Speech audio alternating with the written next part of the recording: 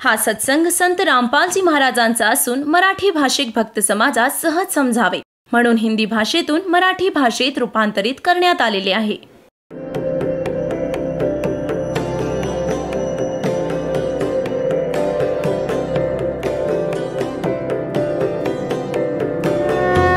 और ज्ञान सब ज्ञान डी कबीर ज्ञान सो ज्ञान और जैसे घोड़ा तोब कायम करता चले मैदान. जगद्गुरु तत्वदर्शी संत रामपालजी महाराजांचे अमृत वचन सर्व पवित्र धर्मांच्या व पवित्र शास्त्रांच्या आधारावर. परमात्मा आणि काळाची एकदा परमेश्वराने सांगितले की आमची काळाबरोबर वार्ता झाली होती. त्याने मला चापलुसी करून वचनबद्ध केले होते की 3 युगात जीव, जेव्हा परमात्म्याने सांगितले होते की मी खालील लोकात जाऊन तुझी वास्तविकता सांगेल सर्व प्राण्यांना की तू भगवान नाहीयेस, तू काळ आहेस, यांना खातोस, यासाठी तू यांना जन्माला घालतोस आणि मारतोस, जन्म देतोस आणि मारतोस. खरा भगवान कुणी वेगळा आहे, तिथं जाण्याची पद्धत मी सांगेन, असा गुप्त मंत्र मी घेऊन आलोय. तेव्हा काळाने पाय धरले, खूप जास्त जी आहे प्रार्थना केली, परमात्म्याने स्वीकारली. याने म्हटले की भगवान 3 युगात जीव नका घेऊन जाऊ, कमी घेऊन जा थोडे थोडे, आणि 4थ्या युगात कलियुगात कितीही जीव घेऊन जा, इतकी दया माझ्यावर करा. परमात्म्यास देखील माहीत होते की सतयुग, त्रेता, द्वापार युगात हे जीव जास्त दुःखी होत नाहीत आणि यांची पूर्वजन्माची बॅटरी चार्ज असते, त्यामुळेच हे सुखी असतात आणि हे विचार करतात की आम्ही राम आणि कृष्णाची भक्ती करतोय, कदाचित त्यामुळेच सुखी आहोत. म्हणूनच माझ्या ज्ञानात स्वीकार करू शकणार नाही, परमेश्वराला माहीत होते. म्हणून मालकांनी परमात्म्याने म्हटलं होतं की बाबा ठीक आहे. 4था युग जब कलयुग आई तब हम अपना अंश पठाई और काल फंद छूटे नरलोई सकल सृष्टी परवानिक होई. परमात्म्याने म्हटलं होतं जेव्हा कलियुगात मी आपला दास पाठवेन आणि मग काळाची ही सर्व बंधने सुटतील आणि मग सर्व विश्व, मानव शरीरधारी प्राणी आणि सोबत जे मनुष्य, जे पशुपक्षी आहेत ते देखील मनुष्य शरीर धारण करतील आणि ते सर्व परमात्म्याचे नाम घेतील. सकल सृष्टी परवानिक होई. परवानिक म्हणजे दीक्षित होतील.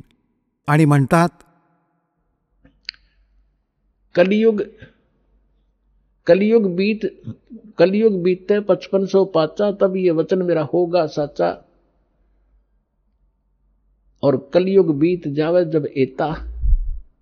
सकल म्हणजे सर्व प्राणी, परमपुरुष पद चेता. 600 वर्षांपूर्वी मालकांच्या वाणीत लिहिलंय, कबीर वाणीमध्ये, सच्चिदानंद घनब्रह्मंच्या वाणीत म्हणजे सूक्ष्म वेदात, त्या तत्वज्ञानात लिहिलं आहे. परमात्म्याने सांगितले होते, धर्मदासजींनी लिहिले होते. त्यात म्हटलं आहे की 4था युग जब कलयुग आई तब हम अपना अंश पठाई और काल फंद छूटे नरलोई. नर नारी सर्वांचाच काळाचा फास सुटेल. जे याने जखडले आहेत, मूर्ख बनवून ठेवले आहे, बस इतकं सीमित करून ठेवलंय की हा तुझा मुलगा, ही तुझी मुलगी, ही तुझी कार, ही तुझी कोठी आहे. 1 मिनिटात मृत्यू झाला की चल सोड बेटा, आता हे सर्व माझं आहे, तू गाढव हो. तर ही चूक आणि आमच्या बाबतीत याने करून ठेवला होता धोका.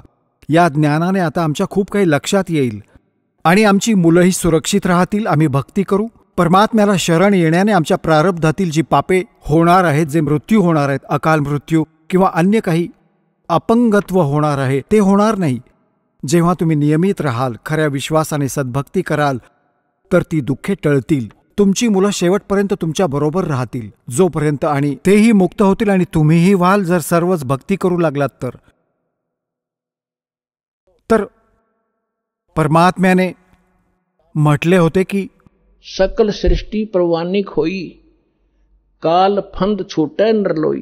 काळाचे जे बंधन आहे, जे याने कर्माने बांधून ठेवले आहे, ते सर्व सुटेल आणि सारी सृष्टी उपदेशी होईल. कलियुग बीते 5500 पाचा. धर्मदासजींना म्हटले होते कि कलियुग बीते 5500 पाचा तब ये वचन मेरा होगा साचा. आजपासून 600 वर्षांपूर्वी मालकांनी हे म्हटलं होतं की पूर्ण विश्व माझी भक्ती करेल कबीरांची, आणि सर्व त्या सतलोकातील त्या परमेश्वराचे, त्या परमपदाचे जाणकार असतील, सर्वांना ज्ञान होईल त्या परमपुरुषाच्या त्या पदाचे, जे गीताध्याय नंबर 18 श्लोक नंबर 62 मध्ये म्हटलंय की हे अर्जुन, तू सर्व भावाने त्या परमेश्वराला शरण जा, ज्याच्या कृपेनेच तू परमशांतीला आणि सनातन म्हणजे शाश्वत स्थानाला प्राप्त होशील. गीताध्याय नंबर 15 श्लोक नंबर 4 मध्ये म्हटलंय की तत्वदर्शी संतांच्या प्राप्तीनंतर म्हणजे तत्वज्ञानाशी परिचित झाल्यानंतर परमेश्वराच्या त्या परमपदाचा शोध घ्यायला हवा, जिथे गेल्यानंतर साधक पुन्हा कधीही परतून संसारात येत नाहीत. आणि ज्या परमेश्वराने सर्व ब्रह्मांडांची रचना केली आहे, आपल्या विषयात गीता ज्ञानदाता म्हणतो 2 अध्यायाच्या 12व्या श्लोकात, 4 अध्यायाच्या 5व्या आणि 9व्या श्लोकात, 10व्या अध्यायाच्या 2 श्लोकात की हे अर्जुन, तुझे आणि माझे खूप जन्म होऊन गेले आहेत, पुढेही होतील आणि आधीही आपण जन्म घेत होतो. म्हणून तो म्हणतो हे अर्जुन, तू सर्व भावाने त्या परमेश्वराला शरण जा, ज्याच्या कृपेने तू परमशांतीला आणि सनातन परमधामाला प्राप्त होशील. तर इथे परमेश्वर सांगत आहेत कि कलयुग बीत जावे जब एता 5500 वर्ष 5 वर्ष, और तब सकल प्राणी उस परम पुरुष के परम पद चेता. त्या परमेश्वराचे त्या परमपदाचे सर्व जाणकार होतील. कोणतं सतलोक आहे, कोणतं सचखंड आहे, जिथे आम्ही राहत होतो, जिथे जायचं आहे. तो जहां आशा ताबासा होई, मन कर्म वचन सुमरियो सोई. तर जो प्रसंग चालला आहे आपण तिथेच येऊ. आता तुमचे जे पूर्वजन्मीचे संस्कार आहेत, ज्या कारणाने तुम्हाला भक्तीची ओढ लागलेली आहे, दुर्भाग्य तुमचं की तुम्ही त्या नकली संतांकडे पोचलात.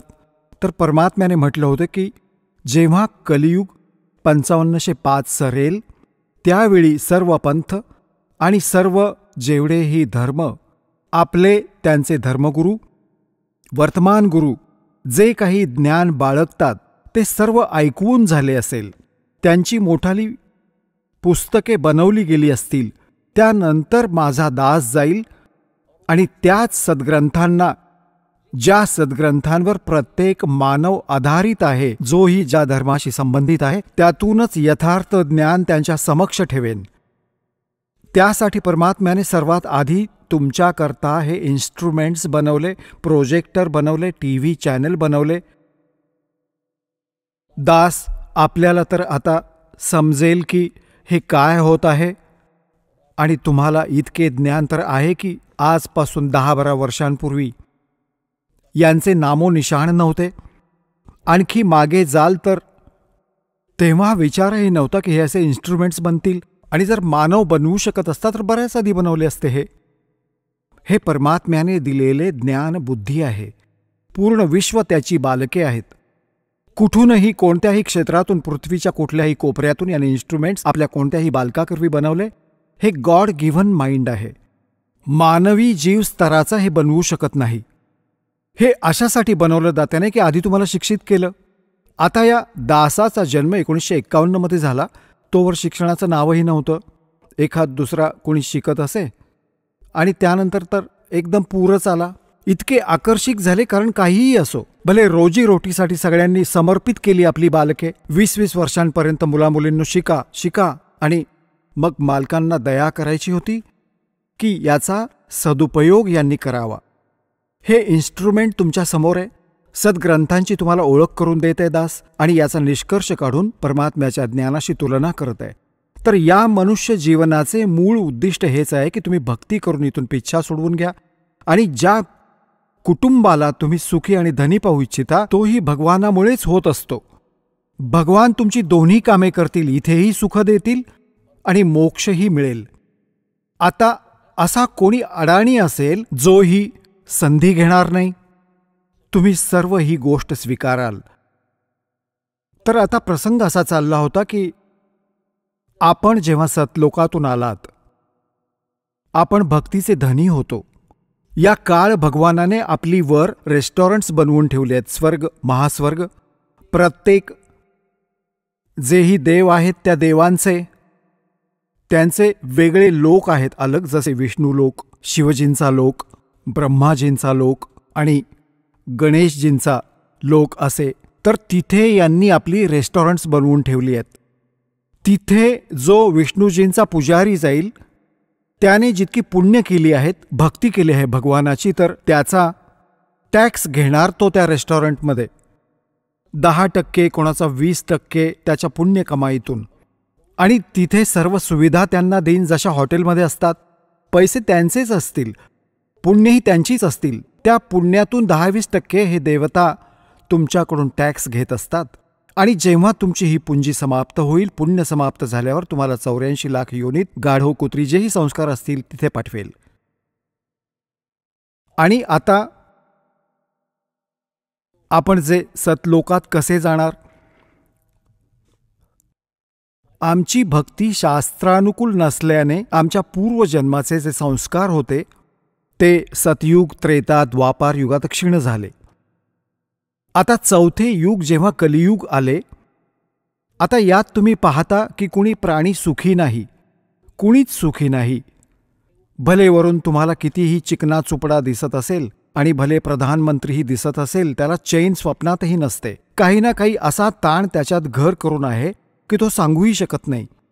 तर यासाठी परमात्म्याला हे माहीत होते की जेव्हा यांची पुण्य क्षीण होतील तेव्हा यांचे डोळे उघडतील, हे ती भक्तीही करून पाहतील, त्या संतांकडेही जाऊन भरकटून येतील ज्यांना हे संत मानतात, आणि तरीही हे आहे तसेच राहतील. तेव्हा आमच्या दासाकडे येतील. आणि तो असा मंत्र, समर्थांकडे ती शक्ती आहे की तुमच्या प्रारब्ध संस्काराच्या दुःखास प्रारब्धाच्या संस्कारासही तो बदलू शकतो. मासा घटे न तिल बधे, विद ना लिखे जो लेख, और सच्चा सतगुरु मेट के ऊपर मार दे मेघ. आता सद्गुरू न मिळाल्याने भेड़ पूछ को पंडित पकड़े, बादो नदी बिहंगा, गरीबदास वो भवजल डूबे, जिनको नहीं साध सत्संगा. कबीर इस संसारे को समझाऊं के बारे, ये पूछ पकड़ के भेड़ की और उतरा चावे पारे. साधना तर नकली करतायत आणि वाट पाहतायत सुखाची आणि मोक्षाची. म्हणतात संशय शोक सराय में सूतक दिन राती, और जीवित जग में जूती पड़े फिर जम तोड़े छाती.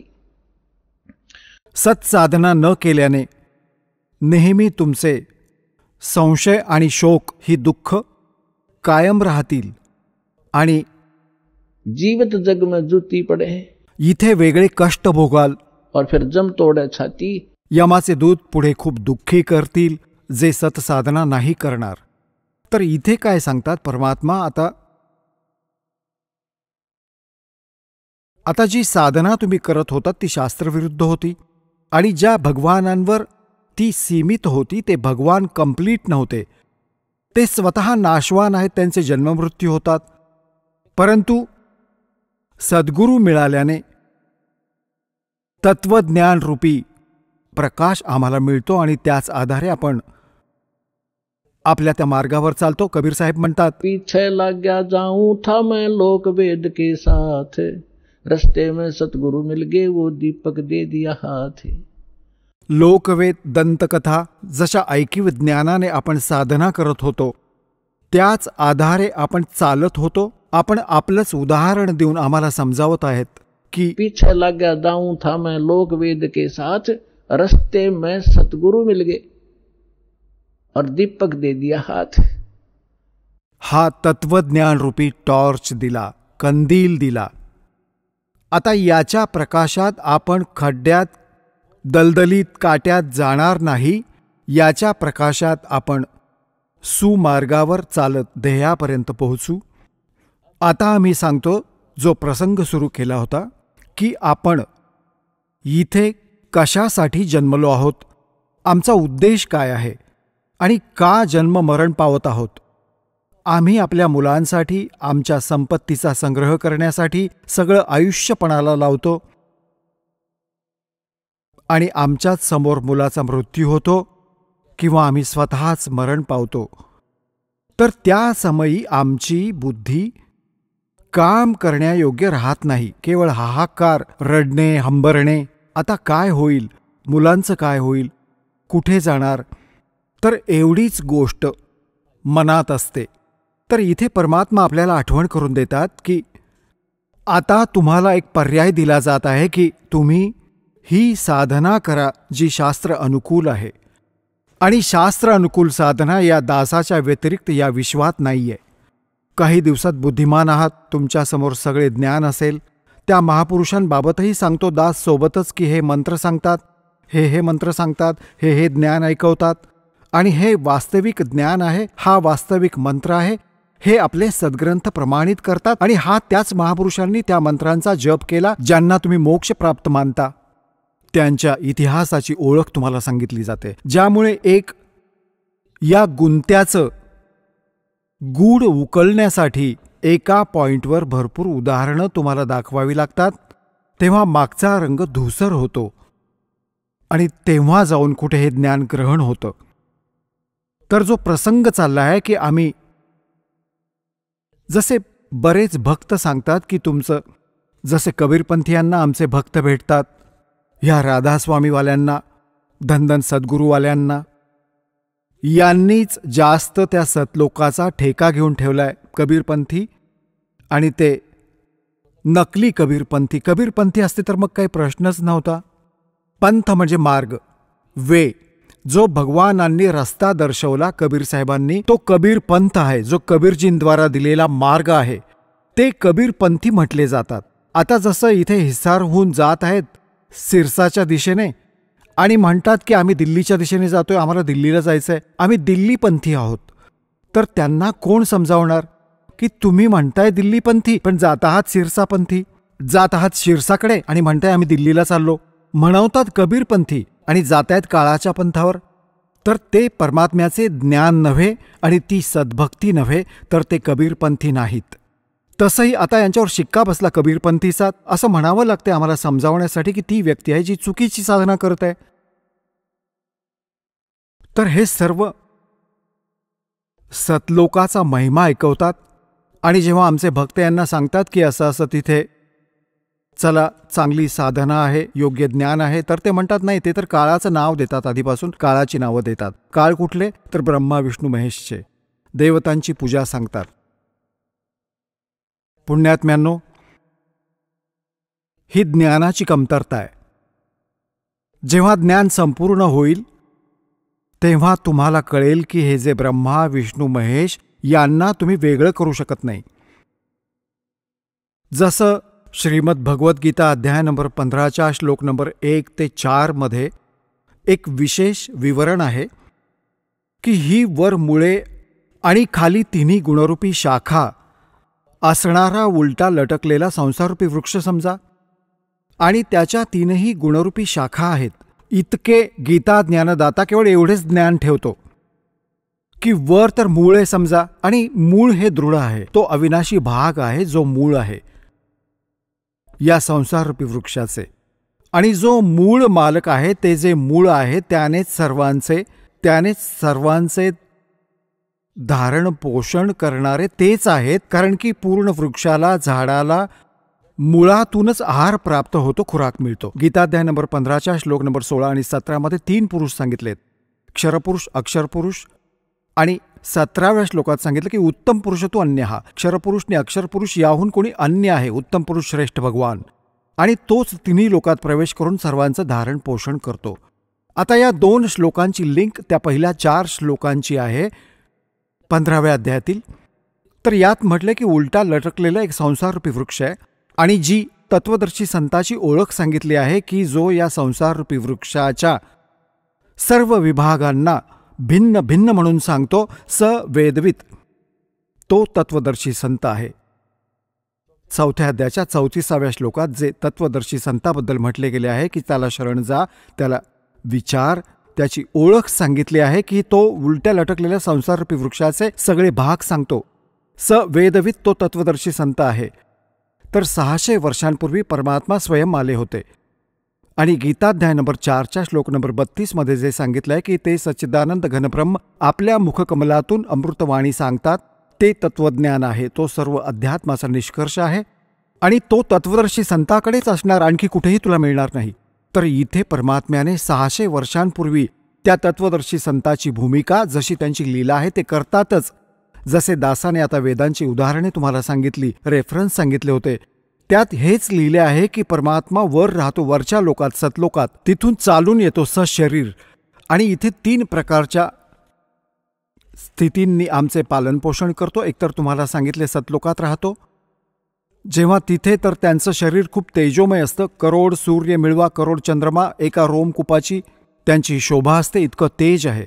दुसरं, प्रत्येक युगात शिशुरूप धारण करून येतात आणि कमळावर, म्हणजे कमल तर जळातच असते, सरोवरात येऊन ते आपला निवास करतात, शिशुरूप धारण करतात. तिथून त्यांना मग हे निस्संतान दाम्पत्य उचलून घेऊन जाते आणि त्यांच्या संगोपनाची लीला त्या कुमारिका गायींच्या द्वारे होते. हा तर प्रथम स्तर. हळूहळू मोठे होतात. बालपणीच ते आपला महिमा आपल्या मुखकमलातून, लोकोक्तींच्या माध्यमातून, दोह्यांच्या माध्यमातून, शब्दावलींच्या माध्यमातून ते ज्ञानप्रसार करतात. कवींप्रमाणे आचरण करतात. लोक त्यांना कवीही म्हणू लागतात. काही प्रसिद्ध कवींच्यापैकी एक असतात ते, पण ते असतात परमात्मा. आता तिसरी स्थिती ती सांगितली आहे की तिसऱ्या स्थितीत ते कधीही, कुठेही, कोणत्याही संत किंवा कुणालाही संत रूपात, महापुरुषाच्या रूपात येऊन दर्शन देतात, त्यांना ज्ञान देतात, स्वतःशी परिचित करवतात. तर तिसऱ्या स्थितीतील महापुरुषांमध्ये दास आपल्याला बरेचदा सांगतो की आदरणीय धरमदास साहेबजींना भेटले, आदरणीय मलुकदास साहेबजींना भेटले, आदरणीय नानक देव साहेबजींना भेटले, आदरणीय दादू साहेबजींना भेटले, आदरणीय मलुकदास साहेबजींना भेटले, आदरणीय गरीबदास साहेबजी गाव छुडानी जिल्हा झज्जर हरियाणावाले यांना भेटले, आदरणीय घिसादास साहेबजी गाव खेकडा जिल्हा बागपूर झालं आता ते उत्तर प्रदेशवाले यांना भेटले, आदरणीय रामानंदजी, स्वामी रामानंदजी हे 104 वर्षांचे ब्राह्मण होते जेव्हा परमात्मा ती दुसऱ्या प्रकारची लीला करत होते. शिशुरूप धारण करून 5 वर्षांचे असताना लीला करत होते. 104 वर्षांच्या ब्राह्मणास सर्व वेद आणि गीतेमध्ये पराजित केले होते. तेव्हा त्या महापुरुषाने परमात्म्याची शरण घेतली होती. त्यांना सचखंडास घेऊन गेले होते. सर्व महापुरुषांना स्वतःशी परिचित केले होते की मी कोण आहे, जे तुमचे वेद सांगतात मी तोच आहे आणि मी वर राहतो, तिथून चालत येतो आणि इथे ज्ञान देतो. तर त्या महापुरुषांनी स्वतः पाहिलं सचखंडात जाऊन, मग परत सोडलं त्यांना. तेव्हा रामानंदजींनी म्हटलं होतं की तुम साहेब तुम संत हो, तुम सतगुरु तुम हंस, और गरीबदास तेरे रूप बिना और न तुझा अंश. तुम्हीच साहेब आहात, तुम्हीच सद्गुरू आहात. साहेब तुम्ही भगवान तर आहातच, आपण सत्य ज्ञान देणारे सद्गुरूही आपणच आहात. आणि तुमच्यामध्ये एका भक्ताची लक्षणे आहेत. आपण जसे परमात्मा आले होते, कबीरदास आमच्यासाठी एक रिहर्सल करून गेले की इथे वायफळपणा चालणार नाही. जितके भगवानाच्या आधीन व्हाल तितका तुमच्या जवळ येईल. आदिनी के पास है वो पूर्ण ब्रह्म दयाल, मान बड़ाई मारियो बेअदबी श्रीकाल. आम्हाला सर्व परमात्मा भक्तीची लक्षणंही सांगून गेले आहेत आणि त्यामुळे होणाऱ्या हानींचाही परिचय दिला आहे आणि कशा प्रकारे तुमची भक्ती नष्ट होते त्याचीही माहिती दिली आहे आणि कशी सुरक्षित राहील. जैसे माता गर्भ को राखे यत्न बनाए, ठेस लगे तो छन होवे तेरी ऐसे भक्ती जावे.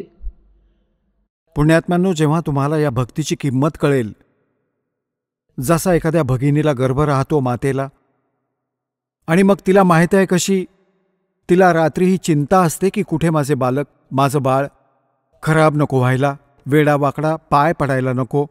रात्री कूस बदलतानाही दचकते ती, सजग असते की माझ्या बाळावर दाब नको यायला. तेव्हा ती त्या गर्भरूपी हिऱ्याला सफल करते.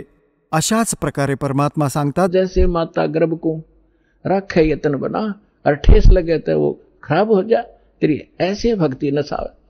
तर या भक्तीत तुम्हाला मर्यादा खूप गरजेची आहे, सावधानी. आता परमात्म्यामुळे तुम्हाला सद्भक्तीही मिळाली, दास देखील मिळाला, तुमच्यात भक्ती प्रवेशही करवली. आता त्या हिऱ्याला तुम्हाला सुरक्षित ठेवावं लागेल. जराशा बेजबाबदारीने ती गोष्ट भक्तिहीन व्हाल, मग पुन्हा तिथेच पुन्हा सुरुवात करू नव्याने. तर तिला इतकं भिवून त्या भक्तीला सफल करा. आता जो प्रसंग चाललाय की आता आपण भक्ती कशी सफल करणार आणि कशी आपल्याला परमात्म्याची प्राप्ती होईल, हे यात मूळ कारण आहे. आता आपण कुठे, जसा प्रसंग चालला होता की आपण हे सांगतो की तुमचे गुरुजी देवी देवतांच्या पूजा देतात, ही पूजा नव्हे यांची. जसं आपणास सांगितलं होतं की जशी पतिव्रता मुलगी असते ती त्या पूर्ण कुटुंबात जर प्रेमाने राहत असेल तर खूप चांगली भाग्यवान म्हटली जाते, आणि जी जर असं म्हणेल आपल्या पतीशिवाय इतरांशी नीट बोलत वागत नसेल, त्याचाच स्वयंपाक करेन, त्याचेच कपडे धुवेन, तर मग ती भांडणाचं कारण होईल. तर पतिव्रता असूनही आता बिनकामाचीच आहे. तर म्हणून आपण इथे भक्ती करू. आणि हे ब्रह्मा विष्णू महेश आमचे अंश आहेत, वेगळे नाही आहेत. जसा प्रसंग चालला आहे तिथे परत येऊ की परमात्म्याने सांगितले की अक्सर पुरुष एक पेड़. हाँ, तुम सतगुरु तुम संत हो, तुम साहेब तुम संत हो, तुम तो सतगुरु तुम हंस. आता रामानंदजींनी सांगितलंय की तुम्हीच भगवान आहात आणि तुम्हीच सद्गुरू आहात, खरं ज्ञान देणारे. तर 600 वर्ष आधी परमात्म्याने येऊन सांगितले होते. अक्सर पुरुष एक पेड़ है. म्हणजे एका सद्गुरूची भूमिका केली तर ते भगवान तर आहेतच. वेद सांगतात की तो परमात्मा येऊन येथे खरं ज्ञान देतो, लोकोक्तींच्या माध्यमातून, दोहावलीच्या माध्यमातून आपल्या ज्ञानाचा प्रसार करतो, ज्या कारणाने लोक अज्ञानाने त्यांना कवी म्हणू लागतात. पण ते परमात्मा असतात. अक्सर पुरुष एक पेड़ है, सरपुरुष वाकी डार. ज्योती निरंजन याला क्षरपुरुषही म्हणतात. आधी तुम्हाला डिफाईन केले होते. और तीनों देवा शाखा है भाई पाते रूप संसारी. उलटा लटकलेला संसार रूपी वृक्ष जो जमिनीतून बाहेर दिसतो त्याला डिफाईन केले परमेश्वराने की अक्षरपुरुष हे खोड, अक्षरपुरुष एक खोड, त्यातून एक मोठी फांदी निघाली जी ज्योती निरंजन हा क्षरपुरुष समजा. मग त्या जाड फांदीच्या 3 शाखा आहेत, रजगुण ब्रह्मा, सद्गुण विष्णू, तमगुण शिवजी. आणि पातरूपी त्या 3 शाखांच्या पुढे मग आपण पाने आहोत. आता इथे यांची ही जी धारणा किंवा विचार चूक आहे ते दास क्लिअर करू इच्छितो की जसे आपण एखादे भक्तिरूपी रोप लावू, म्हणजे एखादं रोप आणलं आंब्याचं आणि त्याला मुळाच्या दिशेने रोवायला हवं, यात शहाणपणा आहे खड्ड्यामध्ये. आणि मुळांवर सिंचन करायला पाहिजे. तर मुळांवर सिंचन केलं तर खोडही, फांद्याही आणि पानंही मोठी होतील, ते झाड बनेल. आणि आम्ही काय करून ठेवलंय की आम्ही रोप उलटं लावलं भक्तिरूपी. आम्ही जर ब्रह्मा विष्णू महेश या शाखांना इष्ट मानलं आणि त्यांना खड्ड्यात टाकलं, यांना खड्ड्यात टाकलं आणि मुळं केली वरच्या बाजूला, आणि आम्ही सिंचन करू लागलो यावर. याचं तुम्हाला चित्रच दाखवतो, पटकन लक्षात येईल. हे बघा,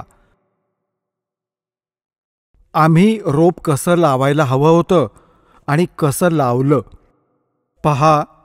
हा संसार रूपी एक वृक्ष आहे. हे आहे ऊर्ध्वमूलम अधशाखम, वरती मूळ आणि खाली शाखा असणारा हा उलटा लटकणारा संसार रूपी वृक्ष आहे. आणि परमात्म्याने त्याला डिफाईन केलं आहे. अक्सर पुरुष एक पेड़ है, सरपुरुष वाकी डार.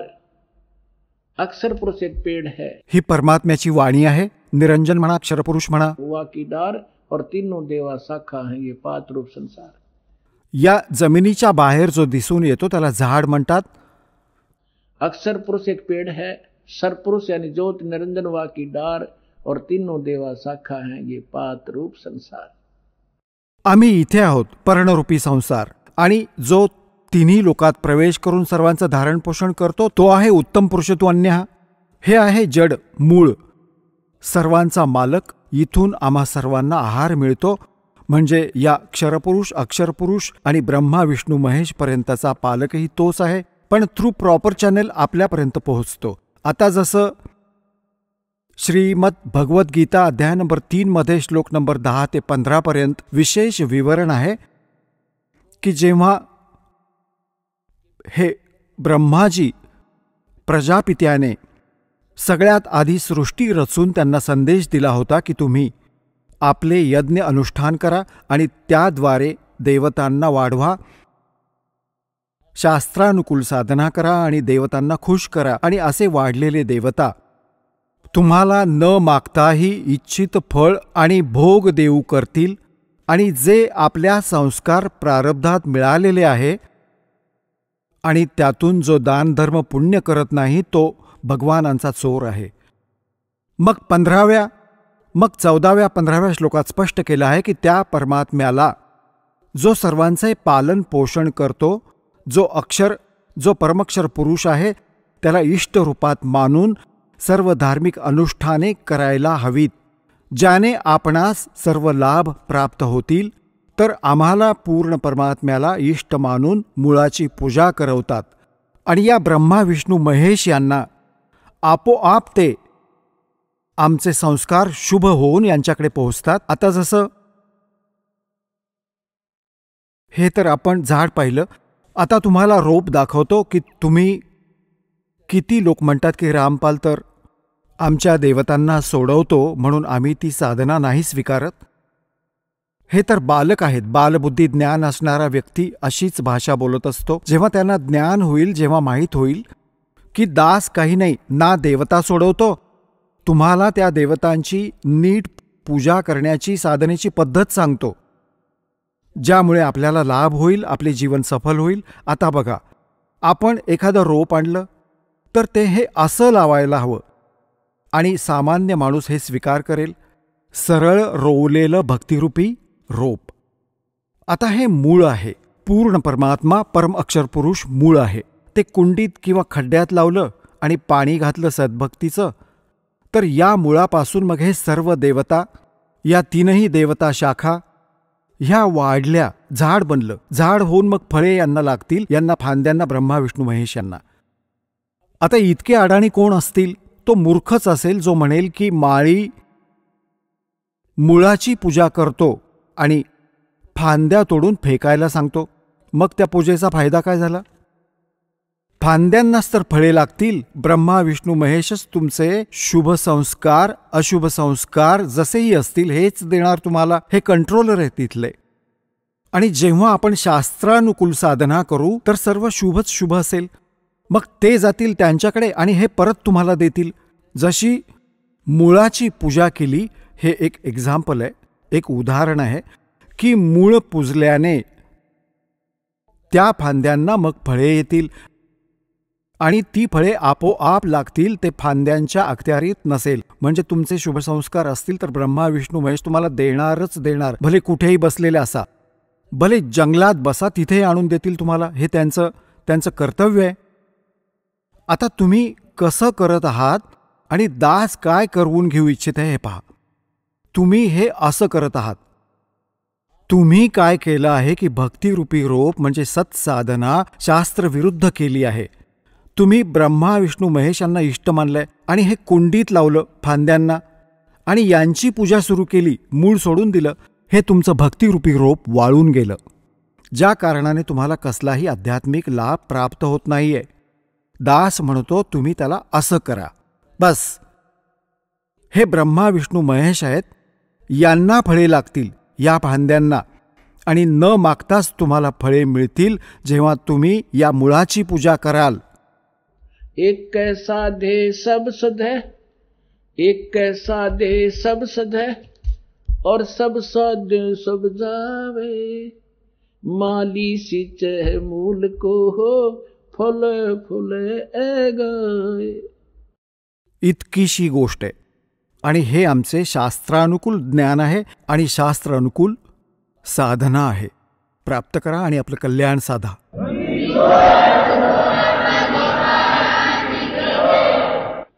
पुण्यात्म्यांनो, सौभाग्य आहे तुमचं की तुम्हाला हे अमृतवचन तत्वज्ञान ऐकायला मिळालं आणि परमात्म्याची दया झाली ना. या काळाच्या घाण्यात आमचे आजोबा मेले, पणजोबा मेले आपल्या कुटुंबाच्या पोषणामध्ये, आणि हे इथवर तुम्हाला आणायचे कारण हे परमात्माच आपल्यावर दया करीत आहे, हे सत्य माना. नाहीतर एक पाऊलही टाकू देणार नाही. हा काळ असा दुष्ट आहे. तुमच्यावर परमात्म्याची कृपादृष्टी वेगळी आहे की तुम्ही इथे पोचलात, हे नक्की जाणून घ्या. तर म्हणून पूर्ण ज्ञान ऐका. तुमच्या हृदयात जो मळ आहे तो सर्व स्वच्छ होईल, भगवान विराजमान होतील, सर्व कामे ठीक होतील, तुमचे रोग जातील, तुम्हाला धन मिळेल आणि मोक्ष मिळेल. सतलोकात जाऊ, विमानात बसून जाऊ.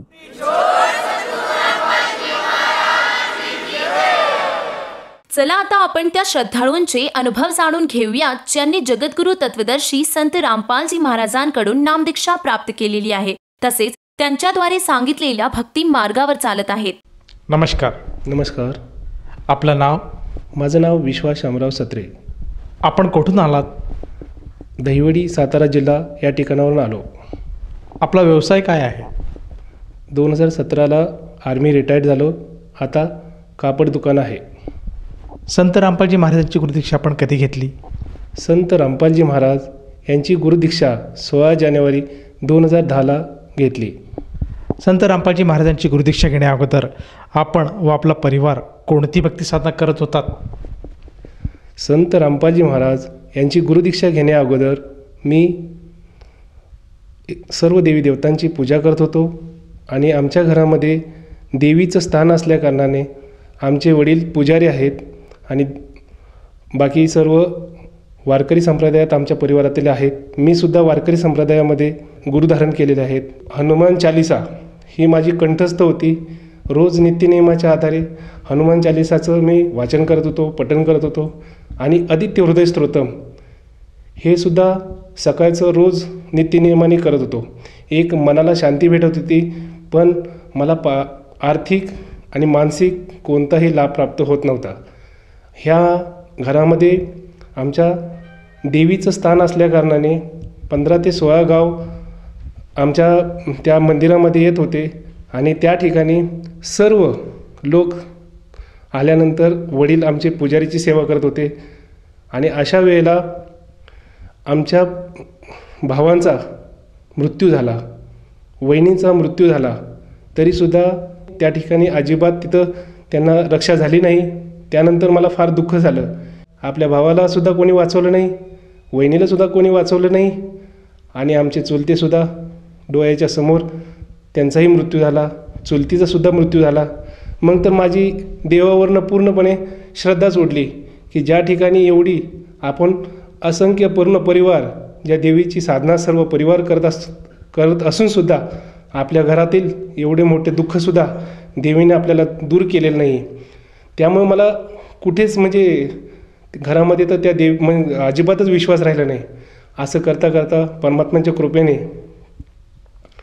मी फार प्रयत्न करत होतो. परत नंतर वारकरी संप्रदायात आल्यानंतर आषाढी वारीला जाणं, दिंडीला जाणं, एकादश व्रत करणं, निरंकार उपवास करणं, अशा प्रकारचे भरपूर प्रयत्न करत होतो की थोडी तरी मला शांती भेटेल, थोडं तरी मला बाबा एक परमात्म्याच्या कृपेने मानसिक शांती भेटेल. पण कोणत्याही ठिकाणी भेटत नव्हतं. सर, जसं आपण सांगत आहात की पूर्वीपासूनच आपण भक्तिमार्गात होतात आणि विशेष करून आपल्या वडिलांना पुजारी म्हणून संबोधित केलं जात होतं. त्याचप्रमाणे ग्रामदेवक ज्या देवी होत्या त्या देवीचं आपल्या वडिलांना पूजा करण्याचा मान होता, सन्मान होता आणि बरेचसे अनुयायी आपल्या वडिलांची असताना आपण जी वारकरी संप्रदायामध्ये जी भक्ती करत होतात त्याचप्रमाणे आपण देवीचीसुद्धा भक्ती करत होतात. त्यातून आपल्याला कुठल्या प्रकारची शांतता लाभली नाही. आपल्या ज्या मनातले प्रश्न होते त्याचे उत्तर आपल्याला मिळाले नाहीत. तर मला असं विचारायचं आहे की संत रामपालजी महाराज यांचा जो मार्ग आहे, यांची जी सद्भक्ती आहे, याच्याबद्दल आपल्याला माहिती कशी मिळाली आणि आपण त्यांच्याबरोबर कसे जुडले गेलात? संत रामपालजी महाराज यांची गुरुदीक्षा मला 2009मध्ये जून महिन्यामध्ये माझा मित्र दिल्लीमधून जम्मूमध्ये पोस्टिंग असताना तो ड्युटीवरती आल्यानंतर आमचं दोघांचं एकत्रित ट्रेनिंग चालू होतं. अशा वेळेला ट्रेनिंग चालू असताना त्यांच्याकडे भक्ती सौदागर संकेत असं गुरुजींचं बुक होतं. ते बुक मला भेटल्यानंतर मी त्यांना प्रार्थना केली की हे बुक मला वाचण्यासाठी द्या, मला ह्यामध्ये फार काहीतरी आहे. मग मी ते बुक वाचायला सुरुवात केलं. थोडं 4-4 पेज वाचन करून मी 2 महिन्यामध्ये पूर्ण वाचन केलं. वाचन केल्यानंतर मला पूर्ण गुरुजींनी सद्गुरू रामपालजी महाराज यांनी पूर्ण शास्त्राच्या आधारे पूर्ण प्रूफसहित ज्ञान दिलं आणि हे सर्व मी जे करत आहे पूर्ण शास्त्राच्या विरुद्ध दिसल्यानंतर मला फारच असंख्य आतल्या आत मला फार दुःख झालं की आजपर्यंत आपल्याला हे ज्ञान का भेटलं नाही. मग ह्यासाठी मी आश्रममध्ये गुरुजींना फोन केला. रामपालजी महाराजांच्या त्या ठिकाणी फोन केल्यानंतर मी विचारलं की हे ज्ञान मला आजपर्यंत भेटलंच नाही. मग ते म्हटले तुम्ही आश्रममध्ये या, तुमच्या मनातील शंका समाधान करा आणि त्यानंतर तुम्ही गुरुदीक्षा घ्या. मग मी 2010 16 जानेवारीला गुरुजींच्या जगद्गुरू तत्वदर्शी संत रामपालजी महाराज यांचा 3 दिवसाचा सत्संगचा कार्यक्रम चालू होता. त्यावेळेला मी त्या ठिकाणी गेल्यानंतर मला सत्संग श्रवण केल्यानंतर मग त्या ठिकाणी मी गुरुजींची गुरुदीक्षा घेतली. सर, जसं तुम्ही सांगत आहात की संत रामपालजी महाराजांचं भक्ती सौदागरा संदेश हे पुस्तक आपण आपल्या मित्राद्वारे प्राप्त केलं आणि त्यातलं जे ज्ञान आहे ते आपण वाचलं. त्या ज्ञानानुसार आपल्याला कळालं की संत रामपालजी महाराज जी भक्तिविधी देतात ते पूर्णपणे शास्त्रांच्या आधारावर आहे. त्यानंतर आपण संत रामपालजी महाराजांशी बरवाला स्थित त्यांच्या आश्रमात जाऊन नामदीक्षा घेतली. तर मला असं विचारायचं आहे की जेव्हा आपण संत रामपालजी महाराजांची नामदीक्षा घेतली त्यानंतर आपल्याला व आपल्या परिवाराला काय काय अनुभव आलेत आणि काय काय लाभ प्राप्त झालेत? 2010 जानेवारी ह्या वेळेला मी गुरुदीक्षा घेऊन घरी आल्यानंतर मी ते अनमोल बुक आमच्या परिवाराला सर्वांना दिलं आणि त्यांना सर्वांना सांगितलं, हे गुरुजींनी सद्गुरू रामपालजी महाराज यांनी हे पूर्ण शास्त्राच्या आधारे पूर्ण परमेश्वराचं ज्ञान दिलेलं आहे, वाचन करा. वाचन केल्यानंतर आमचे मेहुणे त्यांना पॅरालिसिस झाला होता आणि गुरुजींच्या प्रवचनाच्या आधारे सत्संगच्या आधारे ऐकलं होतं. यजुर्वेद अध्याय 40मध्ये परमेश्वराने सांगितलं होतं की मी माझ्या साधकाला सर्व रोगातून, दुःखातून, कष्टातून मुक्त करतो आणि आयुष्य जरी संपलं तरी मी त्याला 100 वर्ष आपल्या कोठ्यातून देऊन त्यांना सद्भक्ती देऊन मी अमरलोकी घेऊन जातो, असं 6 वेळा सांगितलं होतं. मग आमचे मेहुणे पूर्णपणे आजारी होते, त्यांना पूर्णपणे पॅरालिसिस झाला होता एक साईडने आणि दुसऱ्या साईडने त्यांना पूर्णपणे अल्सरचा आजार झाला होता. आणि अशा परिस्थितीमध्ये त्यांना मुंबईमध्ये भरपूर त्यांना ट्रीटमेंटसाठी भरपूर घेऊन गेलो, पण काही तिथं त्या ठिकाणी त्यांना आराम पडला नाही. अखेरीस त्यांना ह्या ठिकाणी वडूज काटकर हॉस्पिटल ह्या ठिकाणी त्यांना ॲडमिट केलं होतं आणि मी त्यावेळेला त्यांना बुक दिलं हॉस्पिटलमध्ये, वाचन करा म्हटलं, कारण पूर्ण परमेश्वराचं अनमोल ज्ञान आहे. त्यांचं वाचन हॉस्पिटलमध्ये झाल्यानंतर डॉक्टरांना आम्ही प्रार्थना केली की आता आम्ही आमच्या पेशंटला डिस्चार्ज करायला मागत आहे, कारण आम्ही आता आमच्या पूर्ण परमेश्वर, पूर्ण परमात्मा स्वरूप जगद्गुरु तत्वदर्शी संत रामपालजी महाराज यांच्याकडे जाणार आहोत, तर आम्हाला डिस्चार्ज द्या. तर ते म्हटले की आम्ही तुमची गॅरंटी घेणार नाही, तुमच्या पेशंटला काही झालं तर आम्ही गॅरंटी घेणार नाही. असं म्हटल्यानंतर आम्ही म्हटलं ठीक आहे, आता आम्ही आमचं निवारण आमच्या परमेश्वर स्वरूप संत रामपालजी महाराज यांच्याकडे जाणार आहोत. तर त्यांनी त्यावेळेला आम्हाला डिस्चार्ज दिला. मग आम्ही त्यावेळेला मार्चमध्ये त्यांना हरियाणामध्ये बरवाला या ठिकाणी जगद्गुरु तत्वदर्शी संत रामपालजी महाराज यांचं 3 दिवसाचं प्रवचन होतं. त्या ठिकाणी ते प्रवचन सर्वांनी अटेंड केलं. 1 दिवस अटेंड झाल्यानंतर दुसऱ्या दिवशी त्यांनी अटेंड करून गुरुजींची गुरुभक्ती घेतली. त्याच दिवशी जगद्गुरु तत्वदर्शी संत रामपालजी महाराज ह्यांच्या आशीर्वादाच्या माध्यमाने त्यांचा पूर्णपणे पॅरालिसिस पण क्लिअर झाला आणि अल्सर पण क्लिअर झाला. आणि त्या तिसऱ्याच दिवशी आम्ही माघारी येताना घरी आल्यानंतर पूर्ण रिपोर्ट चेक केले. डॉक्टरसुद्धा अचंबित झाले, असं कसं झालं? तर पूर्ण परमेश्वरांचे जगद्गुरु तत्वदर्शी संत रामपालजी महाराजांच्या कृपेच्या आधारे त्यांचा पॅरालिसिस पण क्लिअर झाला आणि अल्सरचा आजार पण क्लिअर झाला. ह्या माध्यमाने आम्ही आणखीन दृढ झालो, कारण परमेश्वराचं विधान मला लक्षात आलं की परमेश्वराने 6 वेळा सांगितलेलं आहे यजुर्वेद अध्याय 40मध्ये की मी माझ्या साधकाला सर्व रोगातनं, दुःखातनं, कष्टातनं मुक्त करतो.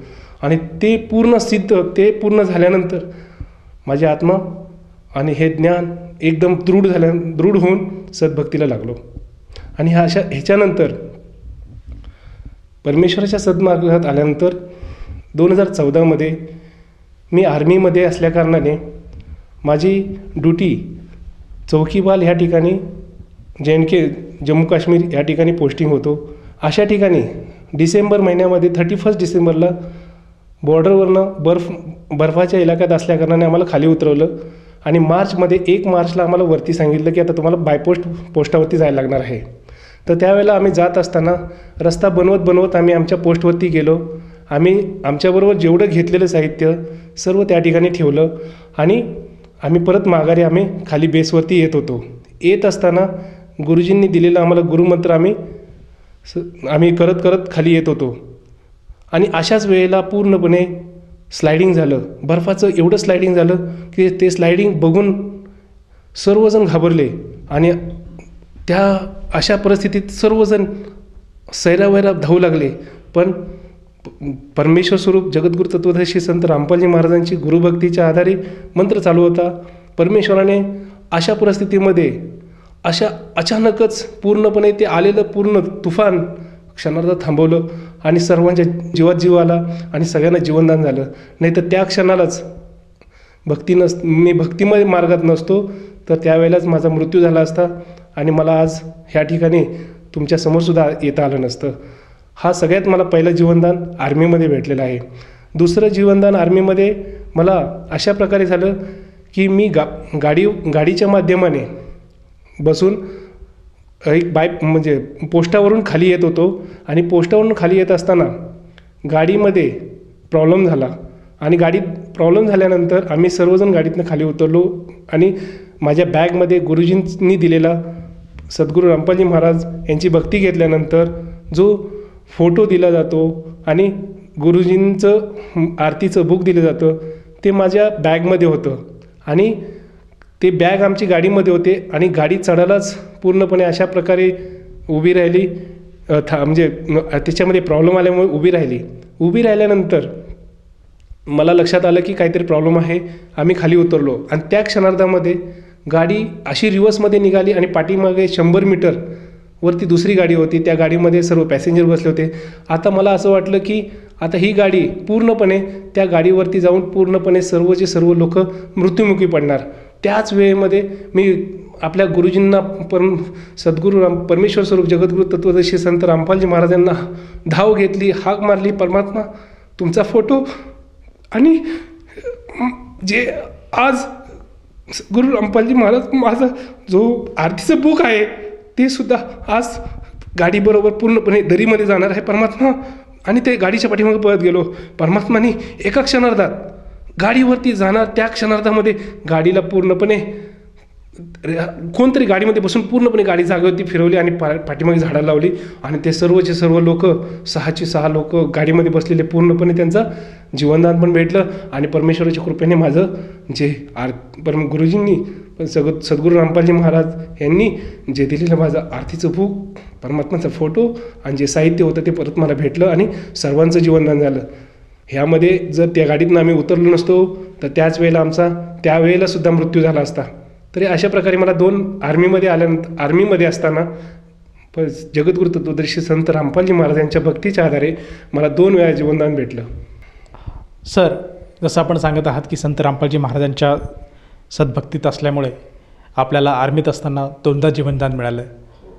तर मला असं विचारायचं आहे, हे जीवनदान तर आपल्याला मिळालंच आहेत, तर ह्या व्यतिरिक्तसुद्धा संत रामपालजी महाराजांची सद्भक्ती करत असताना आपल्याला व आपल्या परिवाराला आणखीन काही लाभ प्राप्त झालेत का? जगद्गुरू तत्वदर्शी संत रामपालजी महाराज यांची सद्भक्ती घेतल्यानंतर मी 2017मध्ये आर्मी रिटायरमेंट घेऊन आम्ही घरी आल्यानंतर मला एक व्हायरल इन्फेक्शन झालं. ह्या व्हायरल इन्फेक्शनमध्ये माझ्या शरीरामधील प्लेटलेट एक 70,000 झाल्या आणि माझं HB हे 7 ग्रॅम झालं. अशा परिस्थितीमध्ये मला डॉक्टरांनी सांगितलं की तुम्ही ब्लड टेस्ट करा, तुमचा रिपोर्ट चेक करा आणि तुम्हाला ट्रीटमेंट लवकरच घ्या. तर मी पूर्णपणे मी चेकअप केलं. ब्लड टेस्ट केल्यानंतर मला हे रिपोर्ट आले ज्यामध्ये 7 ग्राम फक्त ब्लड राहिलं होतं आणि 70,000 फक्त प्लेटलेट राहिल्या होत्या. त्यांनी मला 3 ऑप्शन दिले. पहिलं ऑप्शन सांगितलं की तुम्ही 6 महिने तुम्हाला मेडिसिन खावे लागतील आणि त्यानंतर तुमचं ब्लड आणि प्लेटलेट रिकवर होतील. त्यांनी दुसरं ऑप्शन सांगितलं की तुम्हाला ॲडमिट व्हावं लागेल की एक दिवस आड तुम्हाला सलाईनच्या माध्यमाने, इंजेक्शनच्या माध्यमाने तुम्हाला त्या माध्यमाने तुमचं रिकवर केलं जाईल. हे तिसरं ऑपरेशन सांगितलं की तुम्ही पूर्णपणे ॲडमिट व्हा आणि ट्रीटमेंट चालू ठेवा. त्यावेळेला मी म्हटलं आता मी जगद्गुरू तत्वदर्शी संत रामपालजी महाराज यांची सद्भक्ती घेतलेली आहेत, तेच माझे सर्व दया करणार माझ्यावरती आणि मी तेच आपली सेवेमध्ये राहिलो. अशाच पद्धतीनं ज्या वेळेला माझी पूर्ण सेवा जी चालू होती ती संपल्यानंतर मी हॉस्पिटलमध्ये गेलो, ॲडमिट झाल्यानंतर मला त्यांनी ट्रीटमेंट सुरू केली.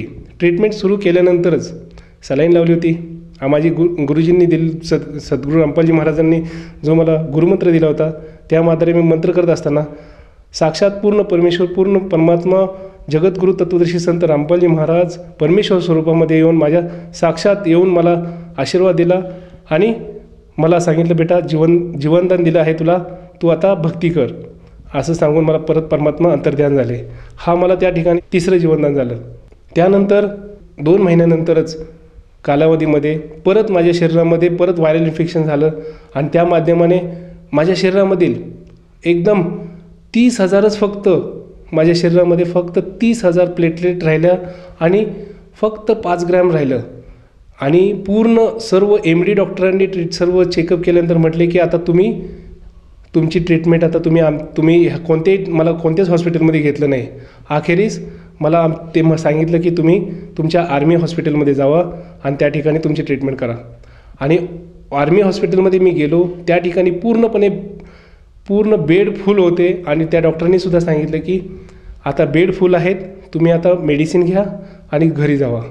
आता अशा परिस्थितीत ज्या डॉक्टरांनी मला सर्व MD डॉक्टरांनी मला सांगितलेलं की तुमची ट्रीटमेंट आता इथं होणारच नाही आहे, आता तुम्हाला रक्त भरूनसुद्धा, कारण ही वेळ अशी झाली होती की डॉक्टरांनी मला सांगितलं की आता तुम्ही 5 ग्रामच्या आतमध्ये आला आहात की आता कोणत्याही शरीरामधून कोणत्याही पार्टच्या माध्यमाने ब्लड निघून तुमच्याबरोबर काहीतरी फार अनहोनी घडेल.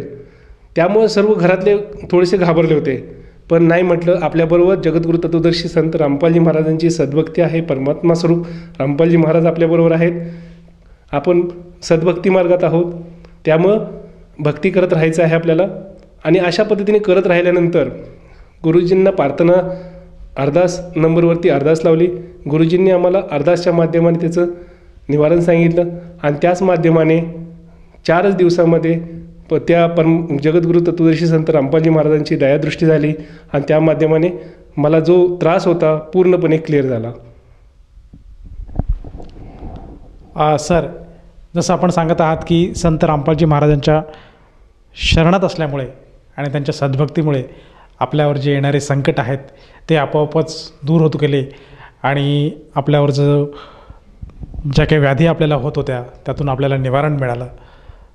तर मला असं विचारायचं, ह्या ते लाभ आपल्याला झालेत, शारीरिक लाभ आपल्याला वारंवार होतच गेलेत, तर ह्या व्यतिरिक्तसुद्धा संत रामपालजी महाराजांच्या सद्भक्तीमुळे आपल्याला आणखीन काही भौतिक, आर्थिक, मानसिक अशा स्वरूपाचे काही लाभ प्राप्त झालेत का? सर्वप्रथम जगद्गुरू तत्वदर्शी संत रामपालजी महाराज यांची सद्भक्ती पूर्ण शास्त्राच्या आधाराने भेटल्या कारणाने मला एक आत्मकल्याणाचा मार्ग भेटला आणि जन्ममरणाच्या फेऱ्यातनं मुक्त होण्याचं पूर्ण अनमोल आणि सज्ञान भेटलं. त्यामुळे मला आत्मिक लाभ, आनंद फार झाला. आत्म्याला आनंद आणि मानसिक शांती पण मला भरपूर भेटली. त्यानंतर अशा परिस्थितीनंतर आम्हाला परमेश्वर स्वरूप जगद्गुरू तत्वदर्शी संत रामपालजी महाराज यांची सद्भक्ती घेतल्यानंतर आमच्या परिवारामधील सर्व लोक दुःखी झाले, कारण ते देवीची साधना करत होते आणि आम्ही पूर्ण परमेश्वर, पूर्ण परमात्मा स्वरूप कबीर साहेबांची सद्भक्ती करत होतो. पण हे त्यांना आवडत नव्हतं. अशा पद्धतीनं घरातून त्यांनी आम्हाला बाहेर घेतलं. म्हटले की तुम्ही तुमचं घरी अलग राहा. अशा परिस्थितीत अलग राहिल्यानंतर आता घर नाही, आपल्याला काहीच नाही आहे. अशा परिस्थितीत जगद्गुरू तत्वदर्शी संत रामपालजी महाराजांना अरदास नंबरवरती प्रार्थना लावून सांगितलं गेलं आणि त्यानंतर गुरुजींच्या आणि पूर्ण परमेश्वर परमात्मा रामपालजी महाराजांच्या कृपेने आम्हाला घर नव्हतं, परमेश्वराच्या कृपेने घर दिलं. मला जागा नव्हती, जागा दिली. आर्थिक भरपूर लाभ झाले आणि एवढे लाभ झाले की परमात्मा क्षणोक्षणी आपल्या पाठीशी आहेत असं सारखं वाटतं. ह्या करोना कालामध्ये माझ्यावरती एक करोनाचं संकट आलं. ह्या संकटामध्ये मी ब्लड टेस्ट केले. ह्या टेस्टच्या माध्यमाने मला सांगितलं गेलं की तुम्हाला करोनाची चाचणी करा आणि तुम्ही हे चेकअप केल्यानंतर मला शरीरामध्ये फार त्रास सुरू झाला. छातीमध्ये वेदना सुरू झाल्या. मला श्वास पूर्णपणे एवढा दम लागायला लागला मला की 4 कदमसुद्धा चालू शकत नव्हतो. अशा परिस्थितीमध्ये मी फार दुःखी झालो आणि अशा परिस्थितीमध्ये मी जगद्गुरू तत्वदर्शी संत रामपालजी महाराज यांचा अरदास नंबरवरती जो प्रार्थना क्रमांक आहे ह्या नंबरवरती प्रार्थना करून गुरुजींना प्रार्थना केली आणि सांगितलं की मला अशा प्रकारची वेदना आणि मला करोनाचा त्रास सुरू आहे.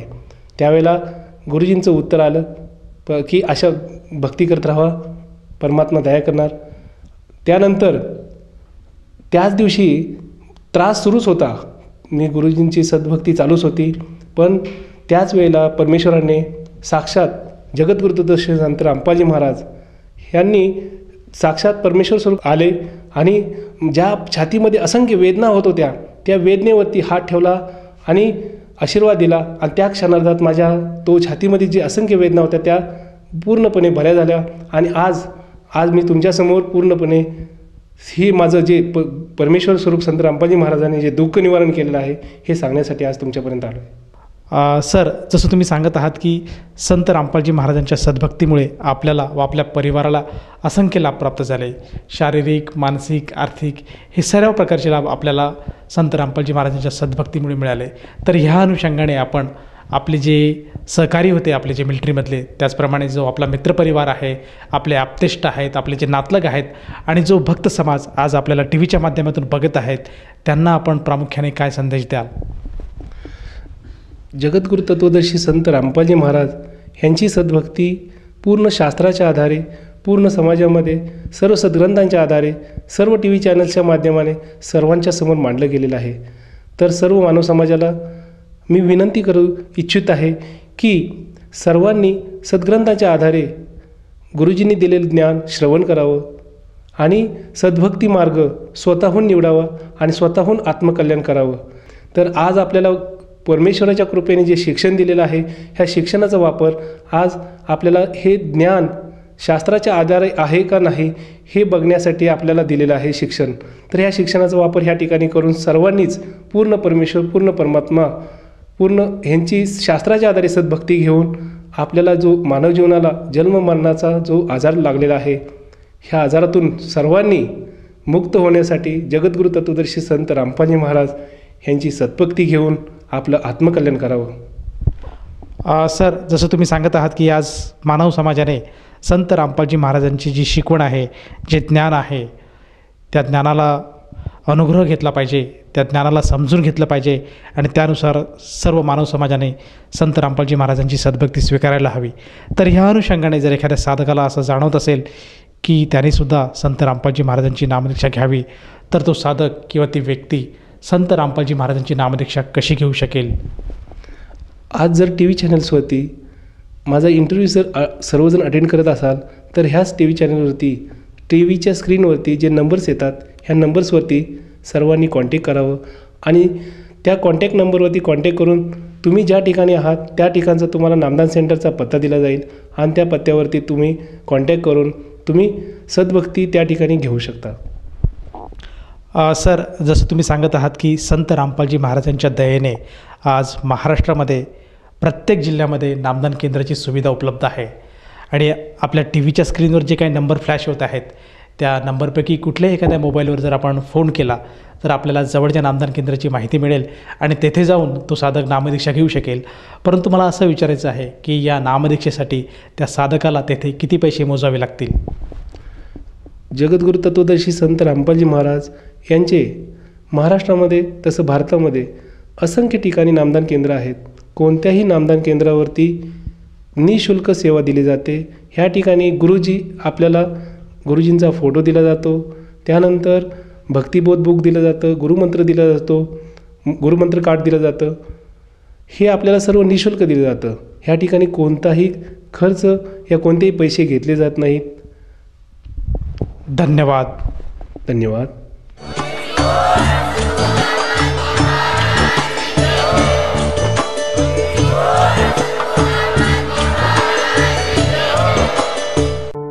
आपण ऐकत होता जगद्गुरु तत्वदर्शी संत रामपालजी महाराजांचे मंगल प्रवचन.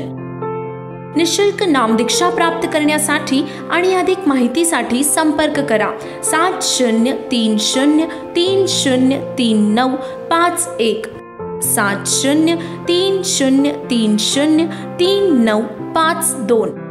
आमची वेबसाईट आहे www.jagadgururampalji.org.